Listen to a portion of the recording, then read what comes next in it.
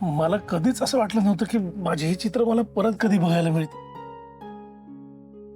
प्रीतम, तुझ्यामुळे हे सगळं नीट राहिलंय. थँक्यू. तू मला माझं आयुष्य परत केलंयस. बाबा थँक्यू म्हणू नका प्लीज. खूप चांगली गोष्ट आहे. मी ना तुम्हा सगळ्यांसाठी काहीतरी गोडाधोडाचं करते. हा मस्त. जीव भांड्यात पडला माझा. आल्या करोडपती आल्या. दामिनी, काय झालं? तुझा चेहरा का असा पडलाय?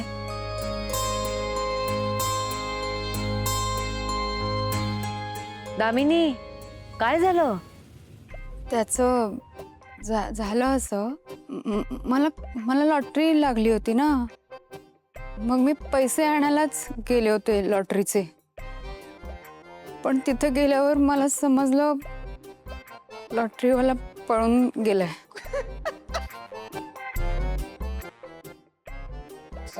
काय हो, इथे बायकोची काय अवस्था झाली आहे, तिच्यावर काय वेळ आली याचं काही घेणं देणं नाहीये का तुम्हाला? काय हसत असतं सतत माझ्यावर? छान वाटतं, जोक आहे हा. काय रे, तिची अवस्था काय झाली आणि तुम्ही सगळेजण हसताय तिच्यावर? शांत राहा जरा. दामिनी, हे लॉटरी वगैरेच्या मागे का लागतेस तू? हे बघ, तुला जेव्हाही पैशांची गरज वाटेल तेव्हा ये माझ्याकडे आणि माझ्याकडून घेऊन जा पैसे. बरं, माझ्याकडे मागायचे नसतील तर मोहन आहे ना?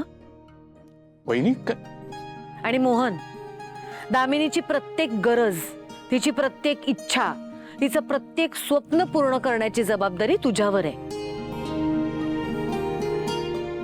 ती असं पुन्हा लॉटरी वगैरेच्या मागे लागता कामा नये, कळलं? तिच्याकडे कायम काहीतरी पैसे असतील ह्याची काळजी तू घ्यायचीस. हो वहिनी.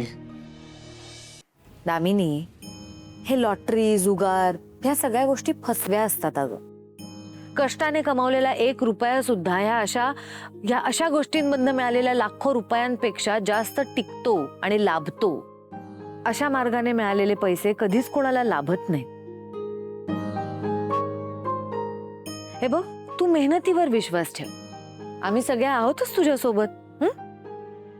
हो वहिनी, खरं तर चुकलं माझं. I am sorry.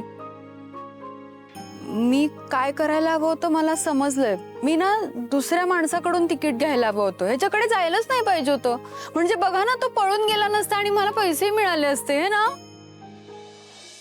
हा ना, तो पळून तरी नसता गेला.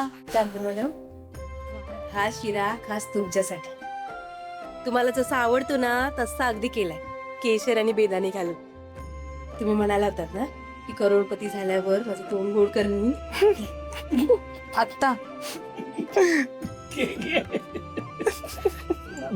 दामिनी, एक शंका आहे मला.